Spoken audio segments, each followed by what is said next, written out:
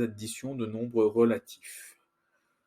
Nous allons voir ça sur des exemples. Moins 3 plus 8. Moins 3 est un nombre négatif. Plus 8 est un nombre positif. Et nous allons faire ça sur un jeu d'argent. Alors, vous jouez une fois et vous gagnez 8 euros. Vous jouez une deuxième fois, mais cette fois-ci, vous perdez 3 euros. Eh bien, qu'est-ce qu'il vous reste? 5 euros. Vous avez gagné 5 euros. Ce qui revient à dire que moins 3 plus 8 donne 5 ou plus 5. Maintenant, sur un deuxième exemple, moins 2, moins 7. Vous jouez une première fois, vous perdez 2 euros que vous donnez à la banque. Vous jouez une deuxième fois, pas de chance, vous perdez cette fois-ci 7 euros. Vous avez donné en tout 9 euros à la banque. Vous avez perdu 9 euros. Et donc, moins 2 moins 7 égale à moins 9. Maintenant, 3 et moins 7. Vous jouez une première fois, vous gagnez 3 euros. Vous jouez une deuxième fois, et cette fois-ci, vous perdez 7 euros. Eh bien, au total, vous avez perdu 4 euros, puisque vous avez gagné une fois plus 3, et vous avez donné moins 7. Donc, 3 moins 7 égale à moins 4. Maintenant, 2 plus 8. Vous jouez une première fois, vous gagnez 2 euros.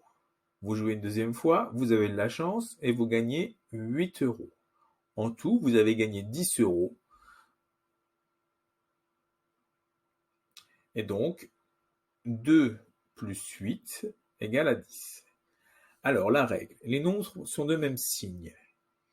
Eh bien, s'ils sont tous les deux positifs, et on additionne ces nombres, et évidemment, on garde le signe plus puisqu'on a gagné 2 fois. Rappelez-vous l'exemple qu'on avait fait. Maintenant, si les nombres sont de même signe, mais cette fois-ci négatifs, 2 et moins 7 sont négatifs. On additionne les nombres et on garde le signe moins, puisqu'on a perdu 2 fois.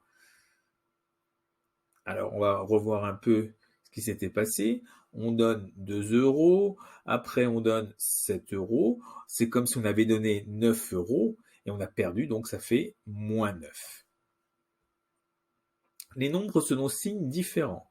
3 est négatif, 8 est positif. Eh bien là, on regarde. 8, c'est le plus grand nombre. On garde son signe qui est positif. Donc le résultat sera positif. Et on fait une soustraction. 8 moins 3, ce qui donne 5. Et donc, plus 5. Rappelez-vous l'exemple qu'on avait fait. On gagne une fois 8 et on en donne 3. Eh bien, il nous en reste plus 5.